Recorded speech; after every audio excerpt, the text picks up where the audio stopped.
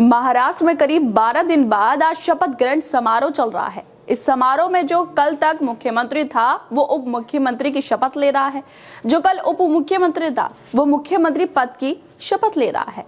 जो कल तक महाराष्ट्र राज्य के मुख्यमंत्री था उनका नाम है एकनाथ शिंदे, जिन्होंने अपनी पार्टी को तोड़ा, वफादारी पर कुठाराघात किया, उन्हें लोगों ने गद्दार तक कह दिया। आज वो एकदम अलग थलग दिखाई पड़ रहे हैं। शपथ ग्रहण मंच पर देवेंद्र फडणवीस और अजित पवार एक साथ बैठे हैं, वहीं एकनाथ शिंदे की कुर्सी अलग लगाई गई है। देखा आपने आज एकनाथ शिंदे के दिल पर क्या गुजर रही होगी, वो क्या सोच रहे होंगे। कभी शिवसेना के सच्चे सैनिक रहे शिंदे आज अलग थलग कर दिए गए हैं। महाराष्ट्र में नए सीएम को चुन लिया गया है। नए सीएम के लिए गाजेबाजी से कार्यक्रम की शुरुआत की गई है। हर किसी के चेहरे पर मुस्कुराहट थी। महायुति की सरकार बनने की खुशी है। कई राज्यों के सीएम को बुलाया गया है, बड़े बड़े एक्टरों को बुलाया गया है। अंबानी भी शपथ समारोह में पहुंच गए हैं। हर कोई खुश है, लेकिन इसी बीच एक चेहरा ऐसा भी था जो मायूस है, जो उतरा हुआ है, और वो चेहरा है महाराष्ट्र के सीएम रहे एकनाथ शिंदे का, जिन्हें महाराष्ट्र का मुख्यमंत्री बनने के लिए पूरी कोशिश की थी। अमित शाह के सामने गिड़गिड़ा भी गए थे, 6 महीने बस और सीएम बनाने की मांग भी कर ली थी, लेकिन आखिर में पद मिला महाराष्ट्र के उप मुख्यमंत्री का। और बीजेपी के चहेते देवेंद्र फडणवीस को उप मुख्यमंत्री से मुख्यमंत्री बना दिया गया है। सीएम समारोह में जहां एकनाथ शिंदे का चेहरा उतरा हुआ दिखाई दिया तो देवेंद्र फडणवीस खुशी से झूम रहे हैं। लेकिन यहां पर अब शिवसेना यूबीटी नेता संजय राउत की भी वो भविष्यवाणी याद आ जाती है जो उन्होंने देवेंद्र फडणवीस के सीएम बनने से पहले की है।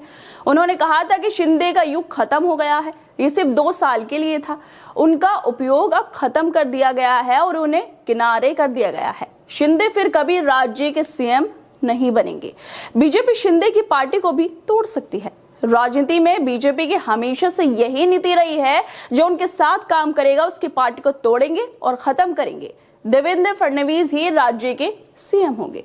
जिस तरह से संजय राउत ने बयान दिया, क्या बाकी वैसे ही कुछ शिंदे के साथ होने जा रहा है।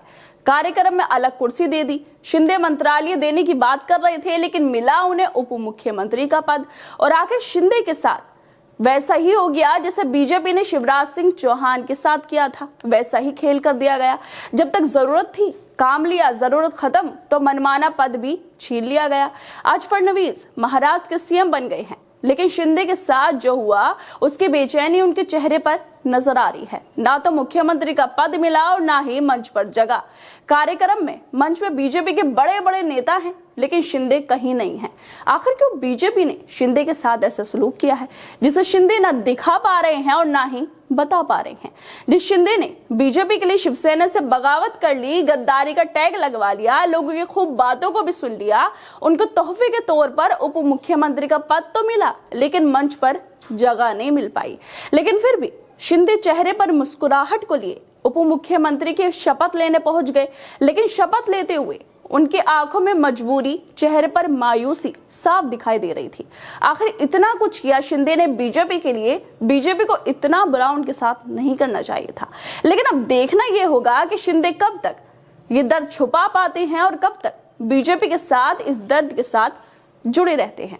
खैर दोस्तों, आप लोगों को क्या लगता है, जिस तरह से शपथ समारोह चल रहा है और शिंदे को अलग थलग कर दिया गया है, जो मायूसी उनके चेहरे पर भी साफ नजर आ रही है।